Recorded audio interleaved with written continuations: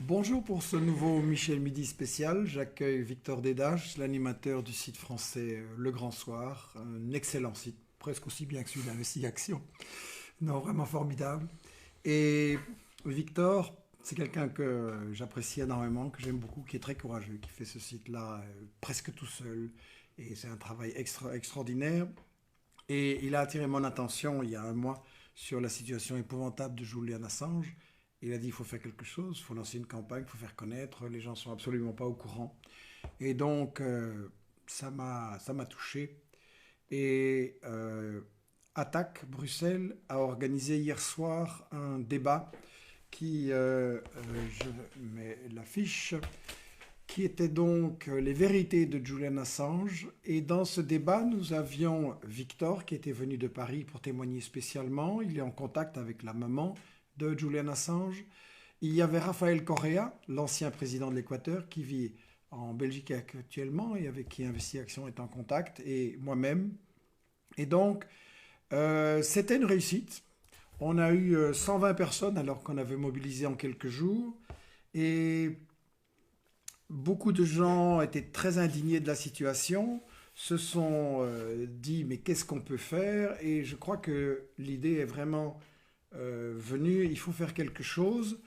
J'ai fait un petit entretien avec la maman de Julian Assange, et à ma grande surprise, j'ai appris que c'était la première fois qu'il y avait un meeting de solidarité organisé avec Julian Assange. Moi, je croyais que ça se faisait déjà depuis longtemps. Donc, quelque part, j'ai eu un peu honte. Tiens, ça fait longtemps et on n'a encore rien fait. Victor, pourquoi est-ce qu'il faut sauver Julian Assange? Il est vraiment en danger? Je crois qu'il est vraiment en danger. Danger sur le plan personnel, ça c'est sûr. Danger de santé. Danger de répression encore plus forte que maintenant. Il faut comprendre et expliquer aux gens que ça fait maintenant 8 ans qu'il est enfermé dans les locaux de l'ambassade d'Équateur à Londres. Donc, c'est l'ambassade qu'on voit ici. C'est un Oui, étage de ce bâtiment. c'est un étage de ce bâtiment et c'est une toute petite ambassade qui n'est pas très très très grande. C'est l'Équateur, c'est pas l'ambassade des États-Unis, on va dire. Donc déjà l'espace est relativement confiné. On peut dire qu'il n'a pas vu la lumière du jour depuis ou le soleil depuis environ 8 ans. Ce Il qui n'a est pas vu le soleil depuis 8 ans. ouais, il n'a pas le C'est une droit. torture. Bien sûr que c'est une forme de torture. Il y en a qui disent à raison d'ailleurs que même un serial killer qui a découpé des enfants et fait disparaître leur corps dans des bains d'acide, eux, ils ont droit à 1 heure de promenade par jour au soleil. D'accord? Donc Julian Assange est en train de subir quelque chose qu'aucun prisonnier n'aurait à subir dans un pays occidental civilisé, on va dire, si c'est pas un oxymore. Voilà quoi. Et en plus, les Et situations se sont aggravées ces 6 derniers mois, 6, 7 derniers mois, dans la mesure où le nouveau gouvernement de l'Équateur lui a oui, il y a eu un imposé, changement. Hein. ah, Correa a été radical. suivi Jusqu'à par une. jusqu'à présent, on va dire que son accueil était entouré d'une certaine bienveillance de la part du gouvernement équatorien qui lui avait accordé l'asile. Mhm. Il y avait jusqu'à là une sorte de logique, on va dire. Et en fait, les choses ont commencé à changer il y a 6, 7 mois lorsque le nouveau gouvernement ultra-réactionnaire qui a pris la succession de Correa est en train de littéralement marchander la liberté de Julian Assange. Mais comme il a eu entre-temps la nationalité équatorienne, que ça se fait pas d'expulser comme Un mot ça. pour qu'on comprenne, parce que les Oui, médias ne parlent plus du tout de non, l'Équateur. pas du tout, Et non. hier, Rafael Correa nous a appris des choses intéressantes. C'est qu'il y avait eu une entrevue secrète du nouveau président de l'Équateur avec Mike Pence, le Il a vice-président dit Manafort. Manafort, un envoyé de Trump, et que là, Lénine Moreno s'est vraiment prostitué en quelque sorte Oui, en acceptant, un, d'isoler le Venezuela, oui. deux, leur fournir, de leur livrer Assange, et trois, de donner le pardon à Chevron qui avait pollué pendant 20 Oui. ans l'Amazone et qui n'était absolument pas puni, bien que condamné en justice. Et donc c'est une trahison politique. C'est ça qui explique cette forme de torture maintenant. Une trahison politique et une forme de torture.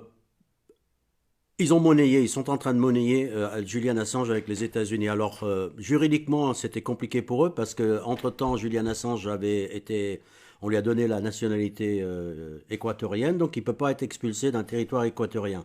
Mais ils sont littéralement en Équateur aujourd'hui en train de chercher le moyen d'annuler sa citoyenneté, voir s'ils peuvent le truc, le Ils lui veulent, ils enlever. veulent le vendre en Oui, fait. le vendre. Et la deuxième solution, qui est la plus élégante pour le gouvernement équatorien, ce serait simplement de le pousser, de le briser psychologiquement pour qu'il sorte de lui-même. C'est ça qu'on essaie de faire, le rendre fou. C'est ce que tout le monde pense qu'ils sont en train d'essayer de faire. Il faut savoir donc que depuis 6 ou 7 mois, en dehors du fait que ça fait 8 ans qu'il est isolé, depuis cette année-ci, ils ont lui imposé des conditions.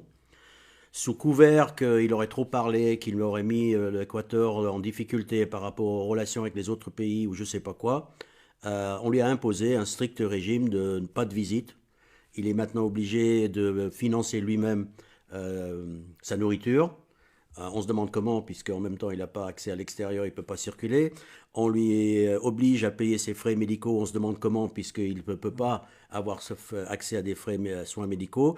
Il n'a pas droit à des visites, il n'a pas droit à un ordinateur, il n'a pas droit au téléphone. Voilà. Donc c'est un prisonnier qui a les pires conditions du monde.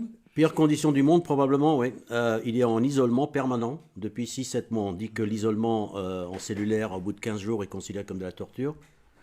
Julian Assange, ça va faire maintenant 6-7-8 mois qu'il est dedans.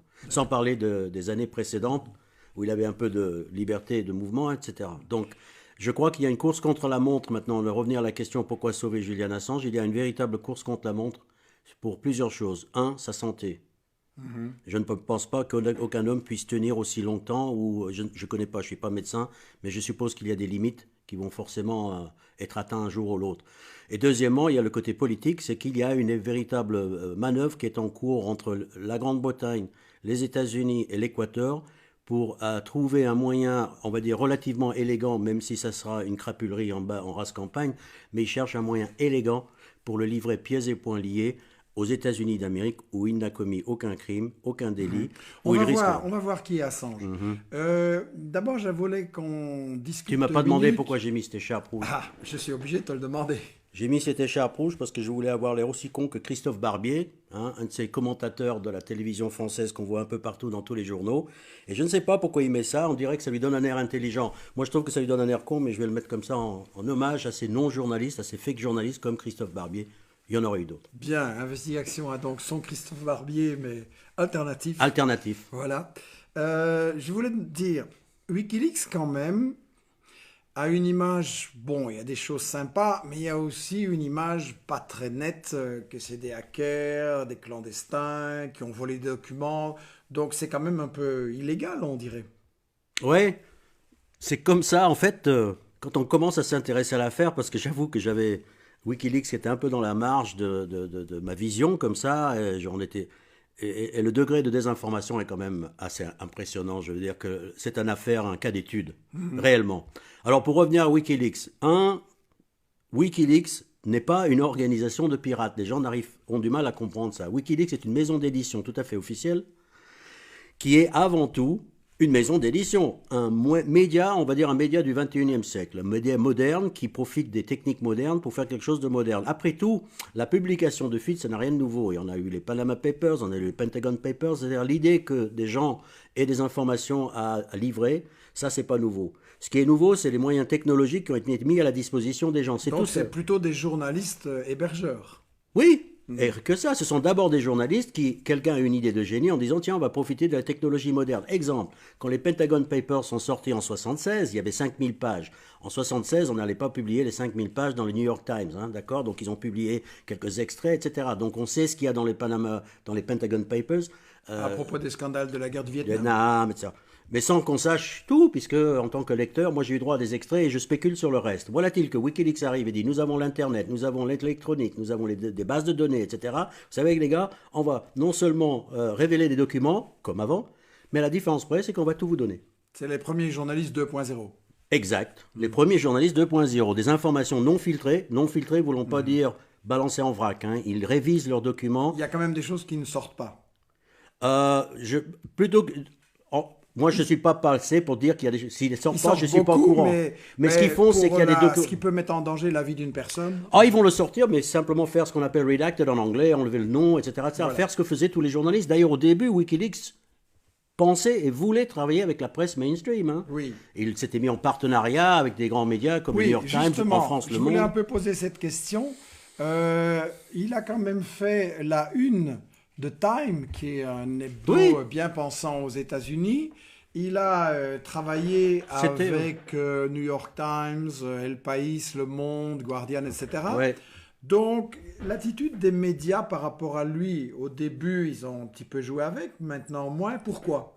Bah, je crois qu'au début, c'était une sorte de curiosité. Ils ont pensé qu'ils allaient pouvoir jouer avec. Et puis finalement, je pense surtout qu'ils ne savaient pas encore où ils allaient mettre les pieds.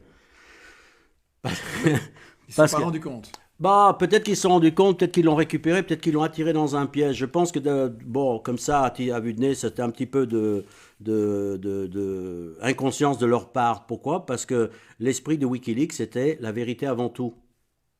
Et la vérité, il n'y a pas de quartier, il n'y a pas de demi-vérité, il n'y a pas de semi-vérité. Euh, on va aller jusqu'à dire le paradoxe suivant que j'aime bien dire aux gens, parce qu'on leur reproche par exemple d'avoir publié les journaux sur la guerre d'Irak. La couverture qu'on a vue là, de Time tout à l'heure à Oui. l'instant, euh, euh, le titre traduit en français, c'est Voulez-vous connaître un secret? En d'autres termes, les journalistes ne voient dans ces documents que l'aspect secrétif des documents.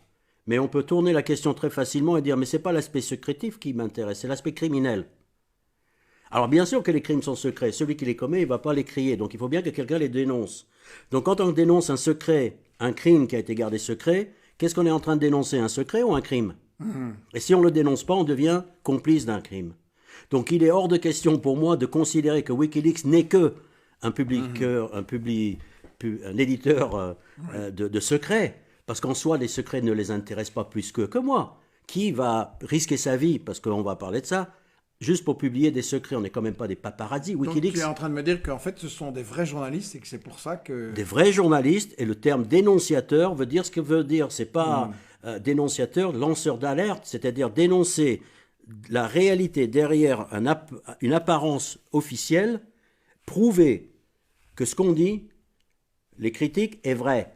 C'est des preuves parce que généralement issues des mêmes personnes qui prétendent dire autre chose. C'est pas quand on publie les mails de Hillary Clinton, par exemple, c'est pas juste pour voir sa vie intime, c'est pour prouver que dans ses échanges, elle écrit avec ses le contraire de ce qu'elle dit en public. Voilà. On va creuser ça parce qu'on en a parlé hier, c'était intéressant.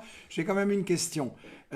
Assange, c'est devenu en quelque sorte la figure publique de Wikileaks, mais Ouais. tu es en train de me dire que c'était une équipe et les autres ont des problèmes? Ben, les autres n'ont pas de problème d'abord parce qu'ils ne font pas l'objet de poursuites. On a appris, comme on fait quand on attaque un journal. Regardez comme tout est logique aussi. Quand on attaque un journal, on n'attaque pas les journalistes, on attaque le rédacteur en chef. Et Julian Assange est le rédacteur en chef de Wikileaks. Donc c'est normal qu'on s'en prenne à lui.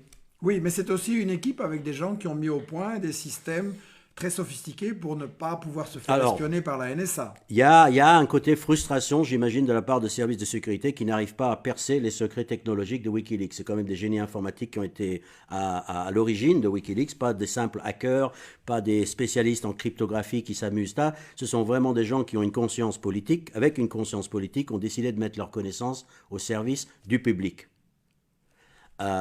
Donc ils n'ont pas réussi à percer et je pense qu'il y a un côté de frustration aussi de ça, parce que Wikileaks, en fait, qu'est-ce que c'est? C'est un portail. Un portail, ça veut dire une adresse internet où on peut se rendre, qui garantit deux choses. L'anonymat de la personne qui se connecte pour fournir des données. Donc, Une boîte aux lettres sécurisée. oui, mais garantir l'anonymat, ça veut vraiment dire ce que ça veut Sécurisé. dire, parce qu'il y a au stade où on est en train de jouer, ici, il s'agit des questions de vie ou de mort.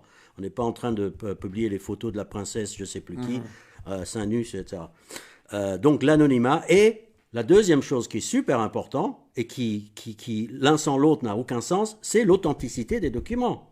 Jusqu'à présent, en 10 ans d'existence, peut-être plus, Wikileaks a eu un parcours sans faute. Jamais on n'a mis en doute les documents Oui, publiés il par faut quand Wikileaks. même rappeler, ils le font, qu'ils ont travaillé pendant 10 ans, Ouais. qu'ils ont sorti 10 millions de documents, et tu es en train de nous dire qu'en gros, ils n'ont pas fait d'erreur. Non. Tout s'est vérifié juste. Oui, les seules erreurs qui auraient été commises, ce sont les journalistes professionnels encartés du Guardian qui stupidement ont laissé publier littéralement publié dans un livre un mot de passe qui a permis de télécharger des archives complets sans qu'ils soient passés par le filtre de la révision. Bien, mais tu n'as pas tout à fait répondu à ma question. Je demandais si les autres membres de l'équipe Wikileaks ont connu des problèmes. Alors, officiellement, non.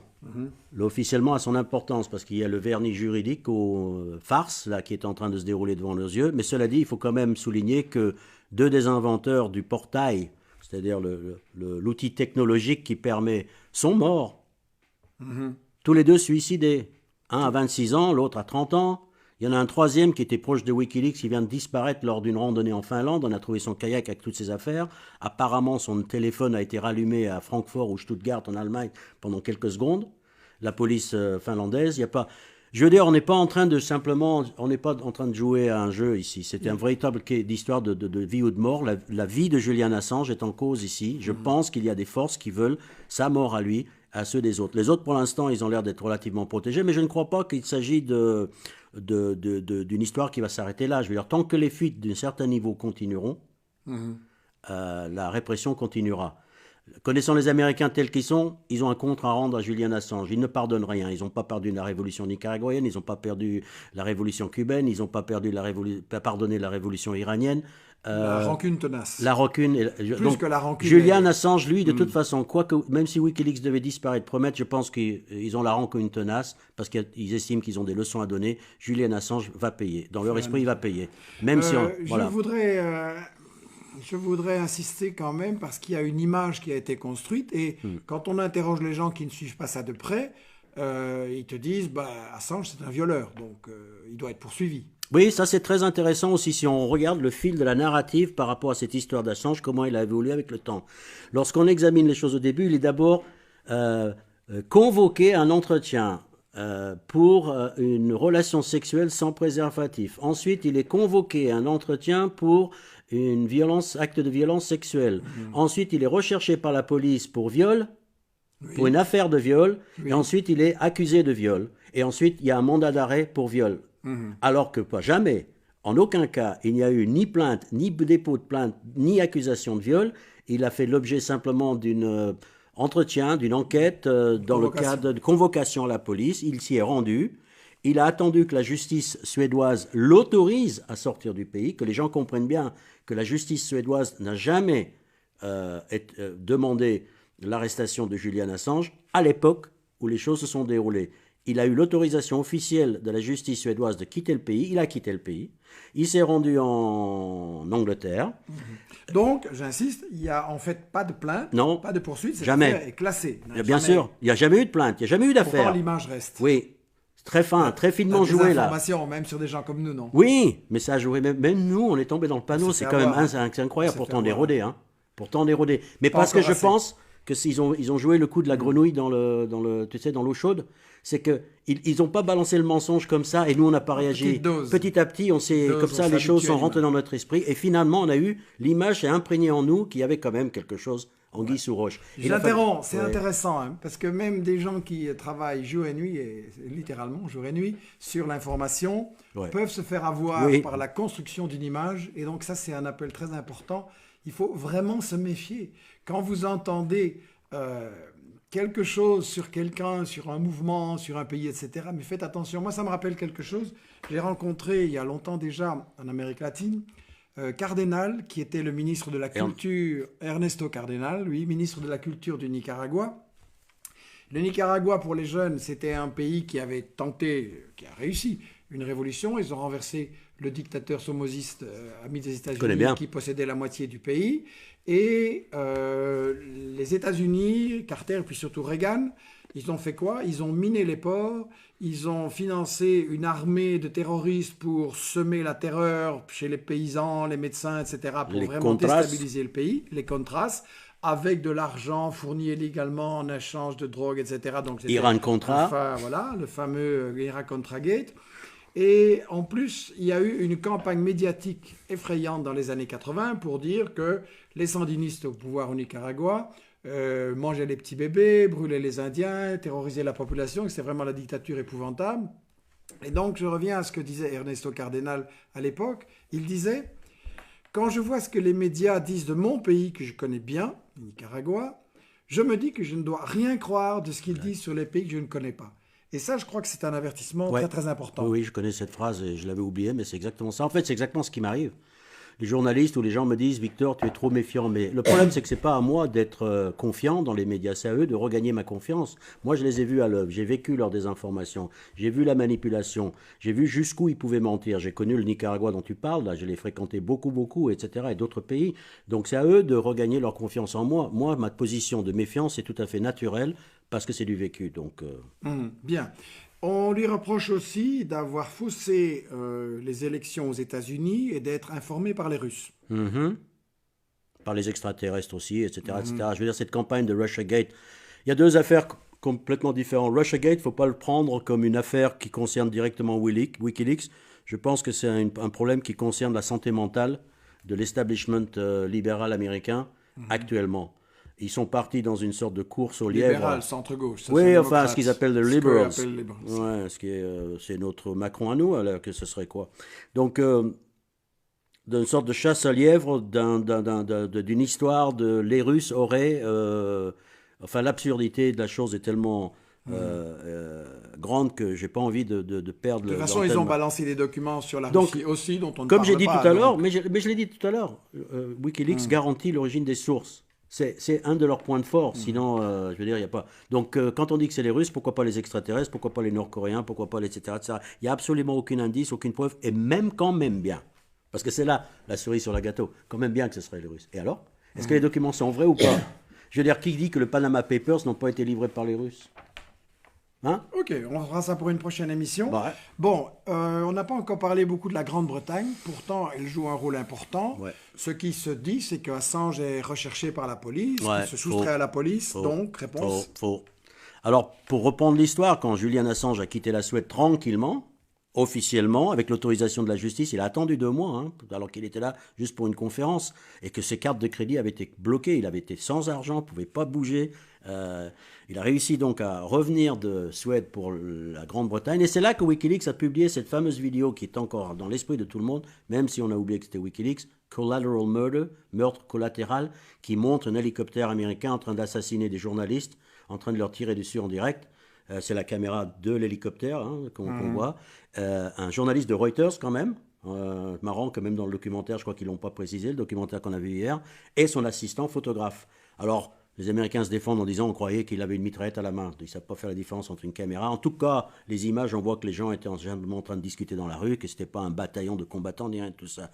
Donc cette vidéo-là est probablement l'un des premiers, en tout cas ce qui a touché le grand public, ou qui m'a touché moi peut-être tout simplement, de crimes de guerre commis en bonne et due forme.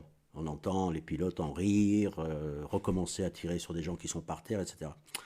Et c'est là que les choses s'enveniment pour Julian Assange. C'est là où, mystérieusement, la fameuse affaire dont on vient de parler, qui était close, qui n'en a jamais vraiment été une en Suède, un nouveau procureur demande de rouvrir le dossier et d'interroger Julian Assange. D'interroger, questionner, genre, est-ce que vous pouvez en parler plus?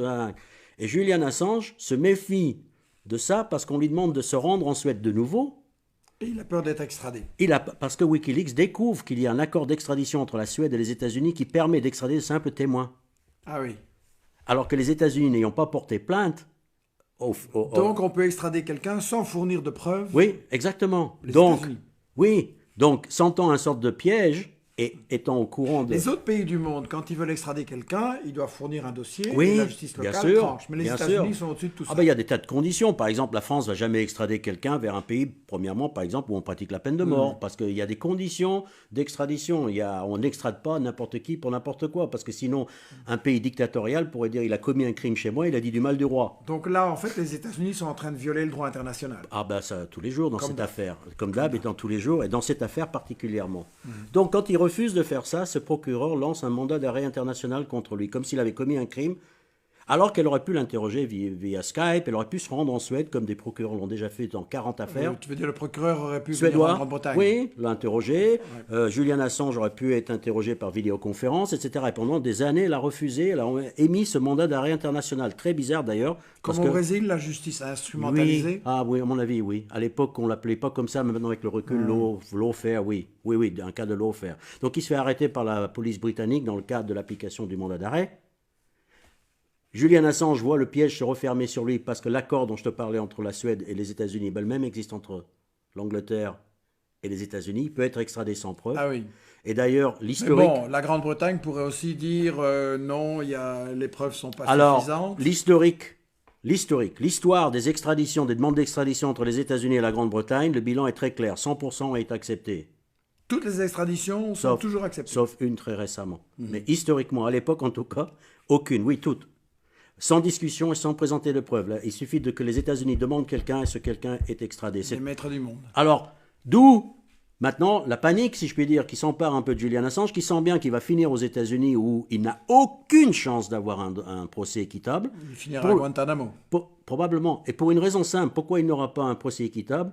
Parce qu'il ne devrait même pas avoir de procès du tout. Je rappelle aux auditeurs que Julian Assange n'a commis, écoutez-moi bien, et comme disent les anglo-saxons, read my lips, il n'a violé aucune loi, d'aucune juridiction dont il dépendait. Jamais. Rien. Il n'y a rien, le dossier est vide. Donc. Le dossier est totalement vide. Il s'agit de vengeance et d'un cas de politique, de hystérie autour d'un type qui, normalement, si ce cas s'était présenté n'importe où dans le monde, on serait tous, et la presse serait complètement braquée, en train de hurler contre cette affaire qui paraît, une fois qu'on a commencé à le creuser, mais totalement surréaliste, quoi. Donc, je présente cette image. En fait, tu es en train de m'expliquer qu'Assange est purement un prisonnier politique. Oui, je l'affirme sans aucun doute dans mon esprit, il n'est que ça. Je l'affirme aux auditeurs, c'est un prisonnier politique. Ils nous ont bernés en essayant de nous faire croire que... Enfin, il y a même des gens, y compris dans les médias alternatifs, c'est ça qui me désole, qui parlent de l'extradition comme si ça allait de soi, que c'est dommage, mais que ça allait de soi, alors que la question fondamentale est de quel droit? De quel droit un pays vient réclamer quelqu'un qui n'a jamais mis les pieds là-bas, qui n'a jamais été un Américain? Je veux dire, l'idée même, alors tu sais ce qu'on pense, parce qu'on ne sait pas exactement ce que les Américains lui reprochent, mais on pense qu'ils vont lui coller sur le dos s'ils arrivent à lui mettre la main dessus. Bon, petite marche arrière. On ne peut pas reprocher à Wikileaks d'avoir publié des documents secrets comme ça. Pourquoi? Parce qu'il faudrait embarquer dans le wagon le New York Times, le Guardian, le Washington Post, même s'ils seraient capables de faire la différence et la dichotomie. Les deux poids de mesure, on le connaît. Ils sont capables d'ignorer le rédacteur en chef du New York Times et de faire passer le reste de sa vie en prison à Julian Assange pour le même fait. Moi, je n'ai pas de doute. Mais bon, ils vont essayer de faire ça peut-être plus élégamment que ça. Donc, j'ai perdu le fil. Donc, du coup, j'ai perdu le fil. On parlait de prisonniers politiques. Oui. Mais je pense que c'était clair. Ça reviendra. Ouais. Je voulais justement dire que hier, dans le débat, il y a des choses intéressantes qui ont été dites. On a présenté aussi un film que je vous recommande de John Pilger, le journaliste australien qui travaille, un des meilleurs, un formidable journaliste indépendant qui travaille en Angleterre. Il a fait un film interview avec Assange, c'est remarquable. On y découvre qu'Assange fait des analyses politiques vraiment très intéressantes, ça vaut la peine, c'est très intelligent. Et ce qui est clair, c'est que justement, le problème des révélations sur Hillary Clinton, c'est pas sa vie privée ou des détails, on s'en fout. C'est qu'en réalité, on voit que toute sa politique a consisté à provoquer une guerre en Libye qui n'était absolument pas pour les raisons qu'elle disait, qui était pour le fric, qui était une guerre organisée. Son confident, la Blumenthal, expliquait très bien que les terroristes de Daesh, d'ISIS, étaient armés par les Saouds et les Qatars, les mêmes qui financent très généreusement la fondation Hillary et Bill Clinton, que donc il y a vraiment une affaire de corruption là-dedans. En même temps, il expliquait bien dans le film que c'est pas Hillary Clinton toute seule, évidemment, elle est la représentante pour le moment, mais il y a beaucoup de candidats, c'est pas un problème, de tout un réseau d'intérêts, l'industrie de l'armement, la politique, les services secrets, les dirigeants des médias, etc., qui en réalité déterminent la politique des États-Unis, et que c'est ça, en fait, qu'on reproche à Wikileaks, c'est d'avoir fait le travail que devraient faire les journalistes, à savoir démasquer la propagande officielle, c'est-à-dire que la com des présidents et des ministres est exactement le contraire de ce qu'ils pensent et de ce qu'ils font dans la réalité. Preuve en Alors main. là, j'aimerais bien citer un exemple dans le livre Fabriquer un consentement d'Hermann et Chomsky que Investigation vient de rééditer dans la traduction complète et d'origine rétablie, parce que c'est pour moi le livre fondamental sur les médias, je l'ai dit. Et dans ce livre, ils expliquent, je cite, qu'en 86, il y a eu des fuites de notes internes de l'administration qui montraient que l'administration Reagan, le président de l'époque, avait en fait mené une campagne de désinformation sur la Libye, en 86, pardon. En fait, pendant quelques années, les médias des États-Unis ont repris, et en Europe aussi, toute une série de médias mensonges et de bobards répandus par cette administration des États-Unis, sans aucun esprit critique. Et Hermann et Chomsky relèvent ceci: comble d'absurdité. 5 ans plus tôt, la presse avait dévoilé un programme de désinformation dirigé par la CIA pour mettre Kadhafi et son gouvernement dans l'embarras et des opérations terroristes sur le terrain pour renverser Kadhafi et même l'assassiner. Mais, disent Hermann et Chomsky, on n'en avait tiré aucune conséquence. C'est-à-dire que les médias, pendant 5 ans, relayent des mensonges, alors qu'ils avaient averti avant, discrètement, que c'était des mensonges. Et la conclusion d'Hermann et Chomsky sur cette affaire-là est: en réalité, les médias se laissent duper en permanence, mais subissent rarement l'affront de voir cette constante duperie mise en évidence par des documents officiels. Et c'est ça, au fond, qu'Assange et Wikileaks ont fait, c'est-à-dire qu'ils ont utilisé des documents officiels des États-Unis et d'autres pays pour montrer qu'il y a ce qu'ils disent, ces dirigeants disent au public, mais en réalité, ils pensent et ils font exactement le contraire. Donc, au fond, je crois que c'est ça, le crime fondamental d'Assange. Et ça veut dire que quand on le poursuit, c'est pas seulement Assange qu'il faut sauver, c'est aussi le droit à une information pour les autres lanceurs d'alerte. Je crois qu'en sauvant Assange, on va sauver même le concept de lanceur d'alerte. S'ils arrivent à s'en prendre à Assange avec une telle facilité, une telle virulence et une telle ignominie de la part des médias complicité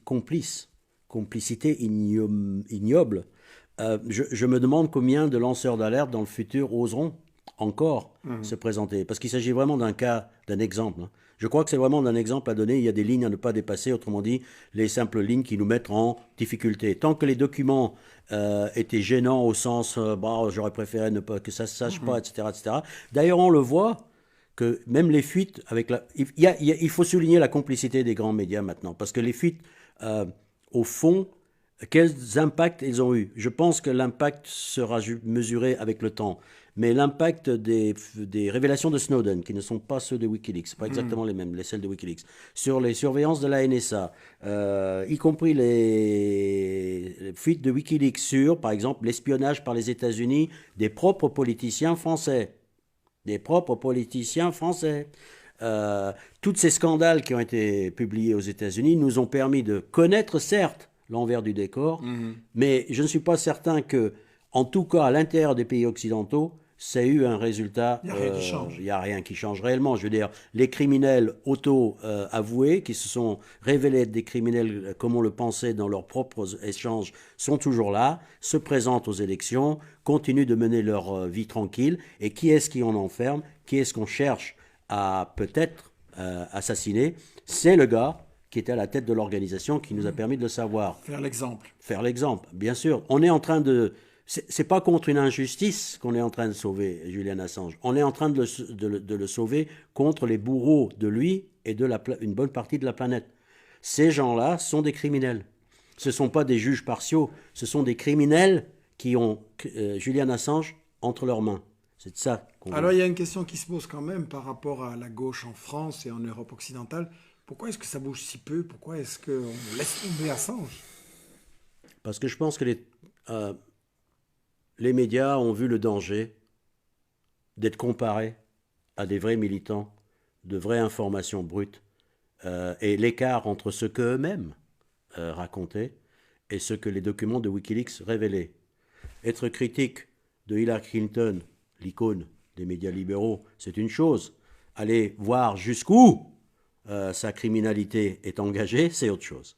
Donc il y a des lignes que les grands médias ne franchissent pas, ne franchisseront jamais, pour des tas de raisons. parce qu'ils sont financés par quelqu'un qui est, etc., etc. Je veux dire que on peut rentrer Bien, dans le mais débat. il y a les médias, mais il y a aussi les mouvements politiques, les ONG Alors, des droits de l'homme. les ça médias, bouge je pas. pense qu'ils ont réussi à construire une image. C'est pour ça que je parlais tout à l'heure, je crois que je l'ai dit, d'un cas de figure, d'un état d'un cas d'étude.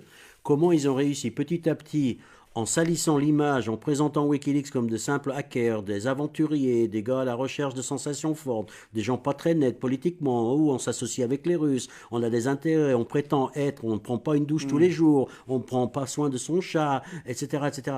Du vrai travail psychologique de destruction de personnages, pour le La présenter comme construction quelqu'un. d'une image. Oui, La quelqu'un de diabolisation. pervers, de sale, de sale. Ils en étaient à parler de son hygiène personnelle dans l'ambassade, à se gausser de son hygiène personnelle. J'aimerais voir, d'ailleurs, si un journaliste du Guardian, petit bourgeois qui doit être, on l'enferme dans une chambre pendant 6 ans, j'aimerais voir dans quel état psychologique il sera, etc., etc. Donc, la petitesse et la mesquinerie de ces gens-là qui ont participé, parfois inconsciemment, tu sais, je pense que dans la presse, il y a des gens qui sont préformatés, précablés, pour rentrer dans des considérations comme ça, des mépris pour...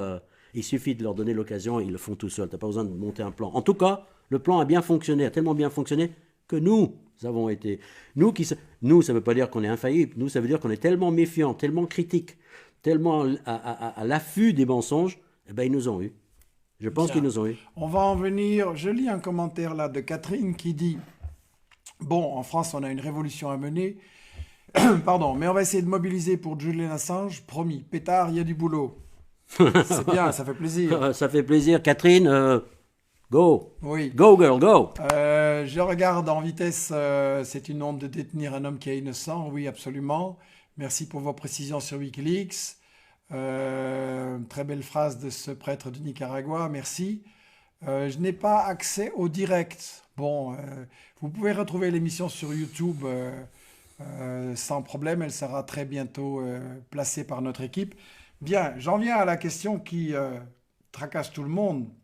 Qu'est-ce qu'on va faire? Alors, qu'est-ce qu'on va faire? Ouf. Maintenant, ça, c'est mon opinion.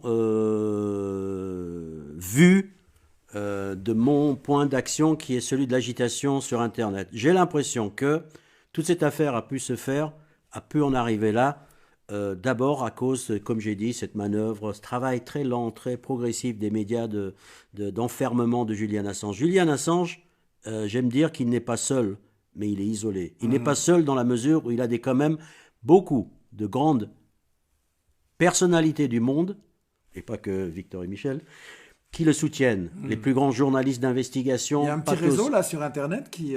Oui. Il y a, et puis il y a des fait personnalités. une veille. Tiens, il n'y a pas plus tard, je suis obligé de prendre la feuille, Michel, parce que je me souviens pas de son nom, il est compliqué à prononcer. Prends ta Mais le prix Nobel de la paix de 76, il n'y a pas plus tard qu'hier ou avant-hier, Mary Maguire a proposé Julian Assange comme le prix Nobel de la paix 2019. Il a le soutien de Ellsberg, qui est quand même le plus grand journaliste connu aux États-Unis, qui a été l'auteur des Pentagon Papers. Donc il y a du monde qui est prêt à bouger. Mais il y a nous, du monde qui on va bouge. proposer- Mais les médias ont réussi. Hier, Ouais. des gens ont donné leur adresse pour la réunion de Bruxelles, pour voir ce qu'on pouvait faire. Qu'est-ce qu'on va faire? Est-ce qu'il y a une campagne Écoute, qui peut marcher? On pourrait toutes les tenter. Est-ce qu'il y a une campagne qui peut marcher? Personnellement, je pense que la campagne déjà de redresser la vérité, c'est déjà pas mal. Montrer aux autorités que Julian Assange n'est pas seul. Le buzz sur Internet a son effet. Pourquoi? Parce qu'ils ont réussi à faire ce crime, de l'enfermer pendant 8 ans dans ce lieu, principalement parce que le silence autour de l'affaire leur a permis de le faire. Julian Assange a résisté pendant 8 ans. En tout cas, ils n'ont pas réussi depuis 8 ans à le sortir. Je me dis, dans un silence absolu, et je me dis que si on sort de ce silence, ça va être encore plus compliqué pour eux, parce que c'était tellement facile pour eux, ils n'ont pas réussi. Donc je suggère déjà qu'on interpelle les médias. Reporters sans frontières, que dans cette affaire a disparu du décor, et que je réintroduis tout doucement, cette organisation de soi-disant défense des journalistes, absent du tableau, devrait être en première ligne de campagne, mais bon... ceux qui me connaissent savent ce que je pense de cette organisation. Je pense, mais histoire de les citer en passant et de ne pas les laisser s'en sortir. On pourrait demander aux journalistes aussi de se bouger. Alors, déjà aux journalistes en tant qu'être humain, en tant qu'individu.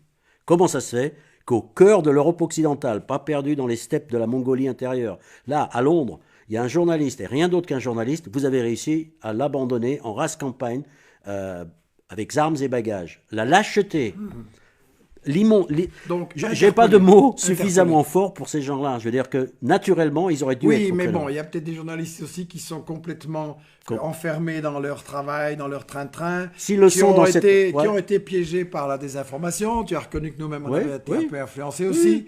Donc, on va tendre la main et on va essayer de voir tout le monde qui veut bien bouger. Donc, mais ils nous entendent et s'ils ne réagissent pas.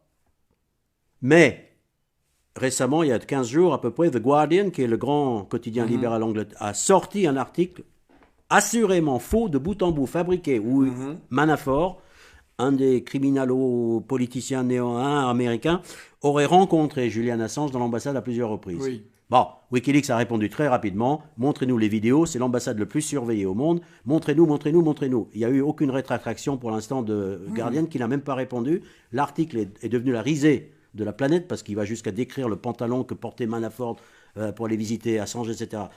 Là, on est passé dans un niveau supérieur où un grand quotidien laisse passer un article manifestement faux, de bout en bout, fabriqué pour...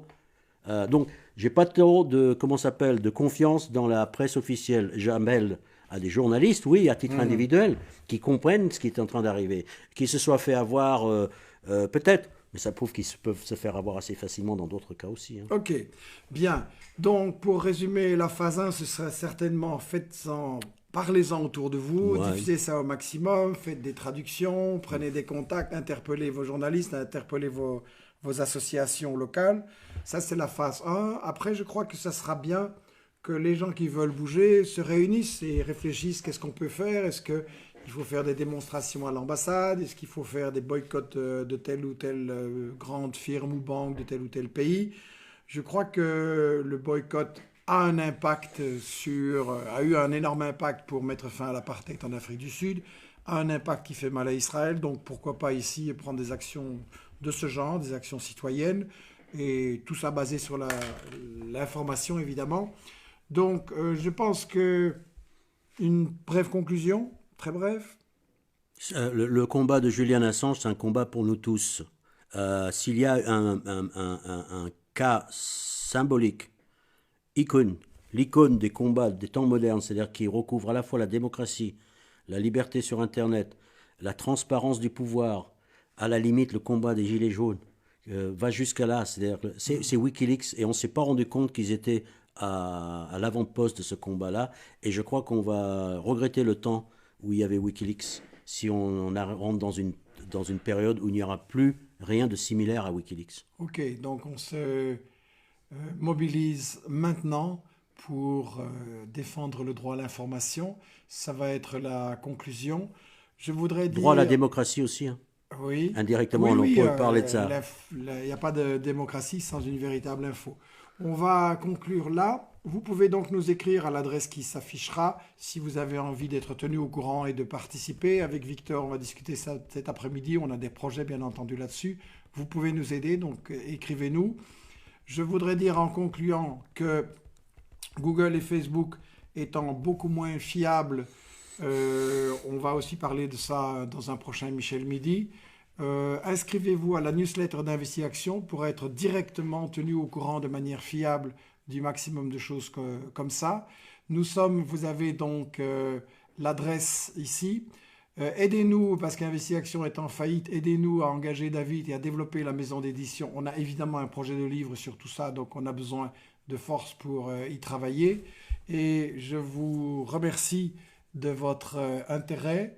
J'appelle chacun d'entre vous à nous écrire et nous allons conclure. Le prochain Michel Midi sera mardi prochain comme d'habitude. On reprend les bonnes habitudes. Je vous remercie. Merci énormément Victor. Je remets la caméra une seconde, excusez-moi. Voilà, merci énormément. Merci à vous. Et merci à ce que vous allez pouvoir faire. Je ne sais pas où est la caméra, elle est là? Oui, elle est là. J'étais bien en face. Merci et à bientôt, toujours dans le combat.